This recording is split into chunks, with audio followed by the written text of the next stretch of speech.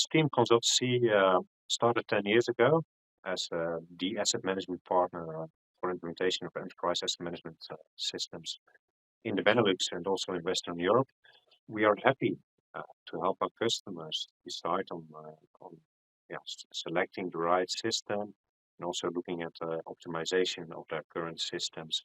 And with our large experience in many systems, we have a broad knowledge on how maintenance processes should work in a nowadays enterprise asset management system.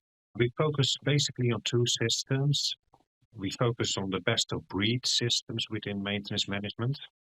So that's really the long existing systems like Maximo, Infor, Ultimo.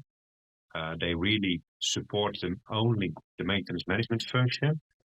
And of course, since I met Dynaway, we also support the integrated systems in Dynamics 365 of AX 2012-2009, where we can see a large benefit in being integrated instead of writing a lot of difficult interfaces.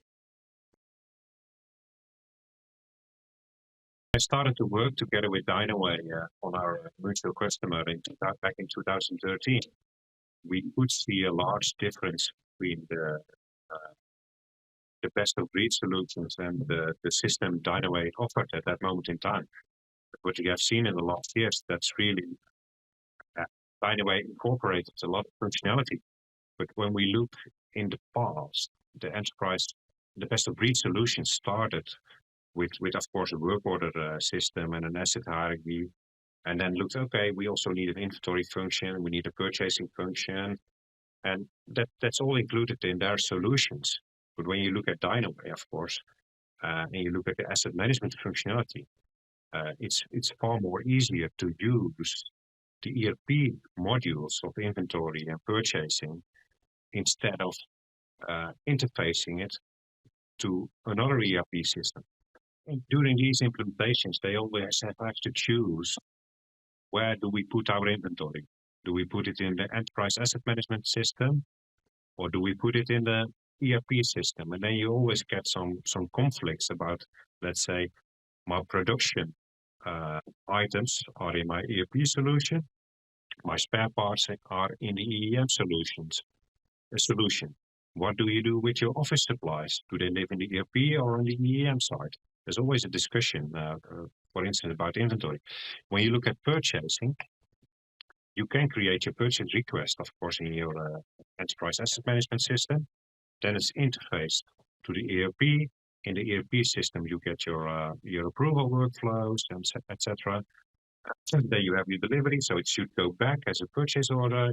You receive your items in your maintenance management system, because that's where you track your inventory. Then you get your invoice. What do you do with price differences? Do they need to go back into the inventory, or they just live in the general ledger? That's always a big discussion. And the good news is, when you have an integrated system, you don't need to think about it, because it's already there. It's already integrated and it works out of the box. I also see let's say, the power of Microsoft across the globe. We do have a lot of Dynamics 365 customers and AX 2012 customers who also have a strong asset ownership, so a maintenance department. And if we can pinpoint those customers, it really makes sense to sell them, of course, Dynaway product. All our industry customers using Microsoft Dynamics ERP, we would always advise to use Dynaway solutions, because it makes sense to integrate the asset management into the ERP solution instead of using a best of breed solution next to it. Of course, sometimes you do it manually, but that's not preferred. Most likely an interface is being created to interface the purchase orders or purchase acquisition up and from to the ERP and back, and then you have to decide what you do, of course, when maintaining it. When you upgrade one of the both solutions, you should always look at the interface as well. Does it need an upgrade? Does it need a change, etc.? I mean, you change your work process, or you need an extra field. You always have to consider your interface. Yeah, that differs from customer to customer, what the maturity of their maintenance is. Of course, we have had some firefighting organizations. So really, yeah, solving fires is the most important thing to do for their mechanics.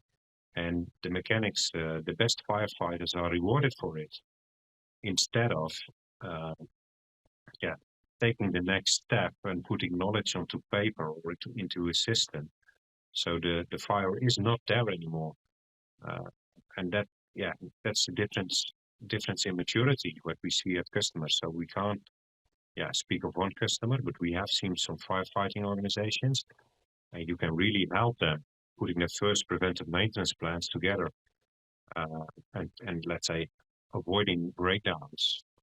That's one group of customers we see. We also see, of course, customers switching from preventive maintenance to a more predictive maintenance methodology. And then it's not predictive maintenance based on IoT devices, but just doing regular inspections, checking the conditions, putting it back into the system, and really deciding on when to replace an item.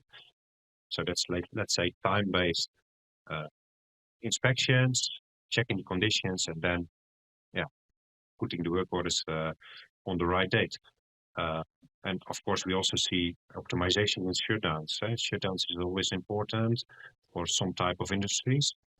And what I did see in the past, that the enterprise asset management system was not used during the shutdown. So they used from a day-to-day work, they used the work order system, the enterprise asset management system. When they went into shutdown, they just used a shutdown system.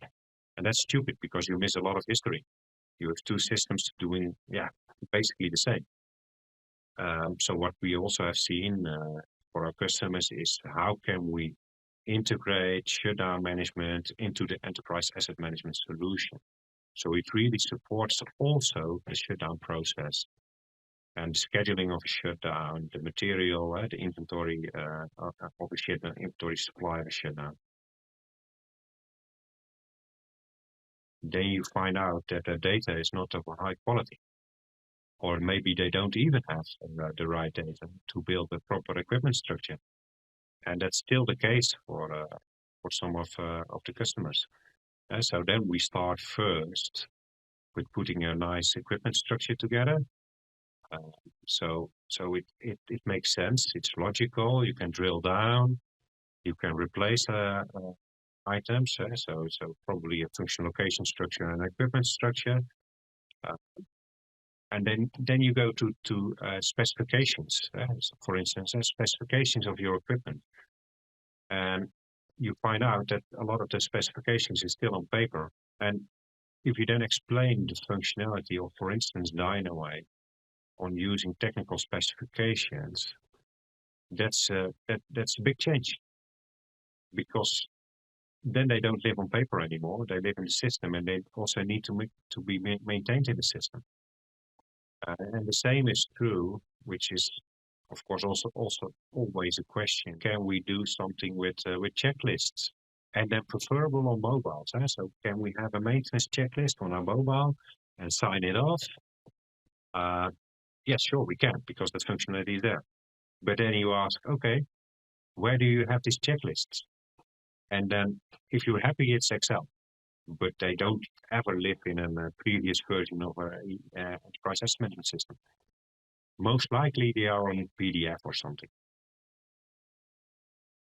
So that is the first, let's say, data migration or data collection part, where you really see the maturity of the organization. Although the IT department thinks, okay, we need to have that functionality. The maintenance department, do have the data, maybe on paper, maybe not standardized, and that's of course the first challenge. of course, I always have to think what is now an extension and what is standard Microsoft. Obviously, I come out of the period that everything was Dynaway. Yeah? So sometimes I make a mistake. It's Dynaway, but it's Microsoft, or I think it's Microsoft, but it's Dynaway. So that's it's my challenge.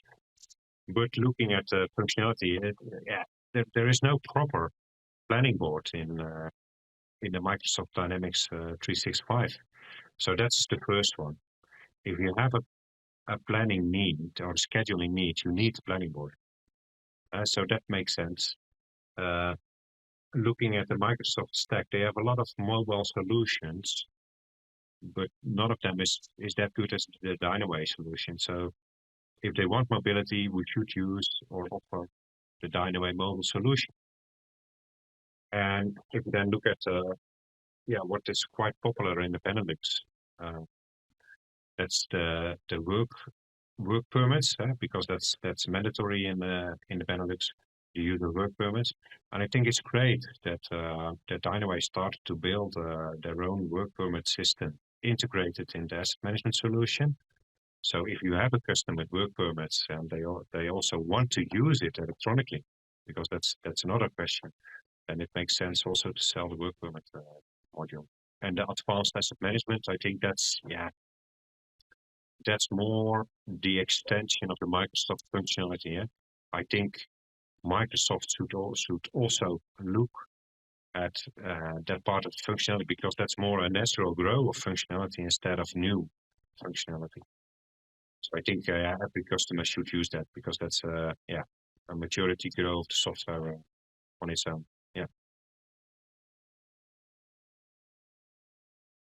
The Internet of Things, of course, we see a lot of rumors and new projects, pilot projects for let's say, speaking assets, assets communicating to the ERPs of the ERP solution or EAM solution, and really telling what's the condition.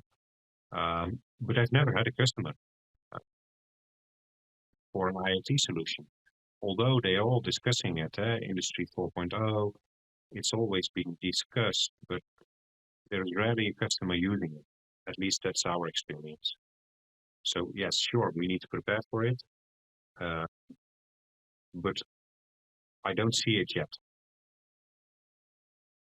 We are continuing to build our enterprise asset management customer base and focusing on new customers and long-lasting relationships, of course. Please reach out to me if you have any questions or like to have a discussion about your current enterprise asset management use or future plans.